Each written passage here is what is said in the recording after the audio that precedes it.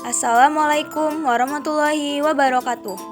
Hai, perkenalkan, nama saya Ayu Fatmawati dengan NPM 1911010272 dari kelas J, Prodi Pendidikan Agama Islam semester 6. Tujuan saya membuat video pembelajaran ini untuk memenuhi tugas mata kuliah Inovasi Pembelajaran dengan dosen pengampu Ibu Happy Komikesari MPDI.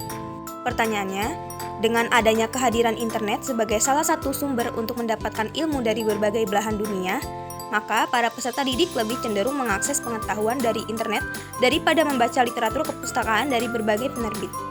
Jadi, pertanyaannya, bagaimana sebaiknya dunia pendidikan bersikap terhadap fenomena tersebut, mengingat sekarang tidak mungkin menyingkirkan internet sebagai sumber belajar yang memiliki potensi besar? Sebelum menjawab pertanyaannya, mari kita bahas apa itu internet. Internet sebagai sumber belajar. Sebelumnya, menurut Heri Purnomo, internet adalah suatu jaringan komputer global yang menghubungkan sejumlah besar jaringan-jaringan yang tersebar di seluruh muka bumi ini dengan menggunakan protokol Transmission Control Protocol atau Internet Protocol atau yang biasa disingkat dengan TCP/IP. Menurut Hani Kamarga, internet merupakan jaringan yang terdiri atas ribuan bahkan jutaan komputer termasuk di dalamnya jaringan lokal yang terhubungkan melalui saluran satelit, telepon, kabel, dan jangkauannya mencakup seluruh dunia. Dan menurut Rina Fiati, internet berasal dari kata interconnection networking yang mempunyai arti hubungan berbagai komputer dengan berbagai tipe dengan membentuk sistem jaringan yang mencakup seluruh dunia. Nah, di Indonesia ini, jaringan internet mulai dikembangkan pada tahun 1983 di Universitas Indonesia berupa UINET oleh Joseph F.P. Luhukai yang ketika itu baru saja menamatkan program Doktor Filosofi Ilmu Komputer di Amerika Serikat. Nah, jaringan itu dibangun selama 4 tahun. Lalu, ada jenis layanan internet. Yang pertama, World Wide Web atau biasa disebut WWW. Yang kedua, Electronic Mail. Yang ketiga, mailing list, dan yang keempat, Bulletin Board Service atau BBS. Seperti yang kita tahu, internet memiliki keunggulan dan kelebihan. Seperti contohnya, dapat memperoleh informasi dengan cepat dan mudah. Tetapi, ternyata internet juga memiliki kelemahan. Contohnya, yang pertama, kurangnya sentuhan manusiawi. Jadi, internet ini sebagai media komunikasi dan aktivitas memiliki kekurangan dalam sentuhan manusiawi atau human touch, sehingga komunikasi yang berlangsung baru sebatas menyampaikan informasi. Pada model komunikasi ini, sentuhan manusiawi seperti tatapan mata, jabat tangan, berpelukan tidak dapat dirasakan lagi. Lalu, yang kedua ada virus dan hacker. Virus komputer yang berdampak merusak jaringan bahkan data tidak dapat dihindari dalam media publik seperti internet ini. Apalagi kegiatan pada hacking dan cracker. Baik yang ingin mencuri data dan informasi sampai yang merusak komputer. Nah, menghadapi ancaman tersebut, maka para pemakai internet, khususnya pemilik perangkat komputer dan jaringan yang terhubung ke internet, harus hati-hati dan mempersiapkan sistem pengamanan yang baik agar terhindar dari resiko kerusakan dan kehilangan data. Lalu contohnya juga ada pornografi yang mudah diakses. Nah, kemudian kemudahan teknologi internet ini apalagi dengan lahirnya multimedia internet telah memungkinkan disalahgunakan oleh beberapa kalangan yang kurang menjunjung etika dan moralitas dengan menciptakan situs-situs porno yang mengeksploitasi gambar atau video porno. Oleh karena itu, kita sebagai remaja, para pemakai internet harus menggunakan internet sebaik mungkin dan jangan sampai membuka situs-situs terlarang. Dan sebagai orang tua, kita harus mengawasi anak kita atau adik kita agar tidak membuka situs terlarang tersebut. Lalu, selanjutnya sumber belajar. Ada pengertian sumber belajar.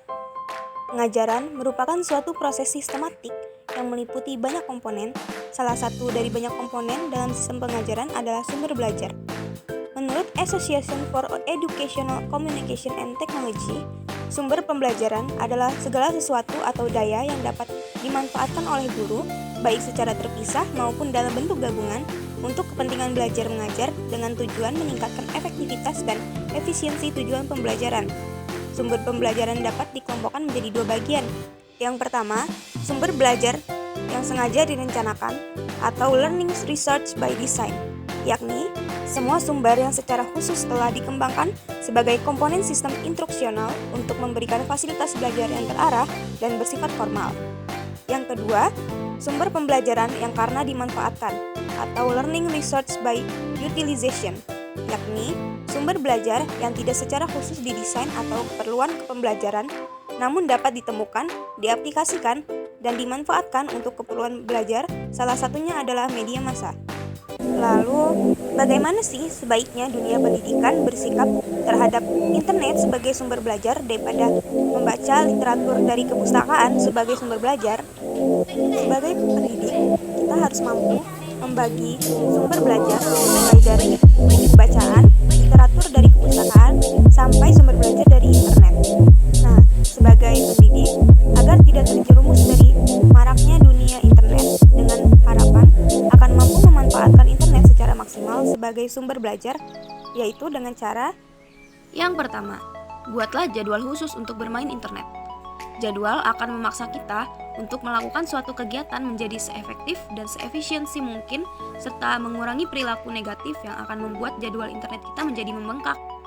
Yang kedua, kumpulkan, susun, dan pilih kata kunci spesifik yang akan kita gunakan dalam mencari sumber belajar. Maraknya situs sampah akhir-akhir ini membuat proses pencarian menjadi sulit ditemukan. Maka, hindarilah menggunakan kata kunci umum untuk mencari suatu sumber belajar. Yang ketiga, bergabunglah di grup, forum, atau mailis guru sebagai sarana diskusi antar para pendidik. Nah, dengan begitu, guru akan mudah untuk menyampaikan masalah, pengalaman, dan idenya selama menjalankan profesinya. Dan bahkan mampu membuka wawasan guru tentang dunia pendidikan secara luas ketika terhubung dengan guru-guru lain yang datang dari berbagai latar permasalahan dan pengalaman. Yang keempat, buatlah review untuk siswa terhadap suatu situs yang pernah dikunjungi. Hal ini sangat bermanfaat bagi guru ataupun siswa dalam belajar suatu materi yang mungkin saja hal itu sangatlah sulit untuk disampaikan di kelasnya dan hanya mampu dijabarkan melalui penelitian siswa sendiri dengan referensinya yang kita berikan melalui review situs yang guru berikan. Yang kelima, buatlah grup khusus mata pelajaran yang guru ajarkan sebagai sarana edukasi, sarana diskusi bersama. Hal ini untuk memfasilitasi bagi siswa-siswa yang sulit mengungkapkan permasalahannya secara langsung melalui pertanyaan di kelas atau untuk menyelesaikan pertanyaan dan atau masalah yang kemudian menemukan ketika para siswa belajar di kelas.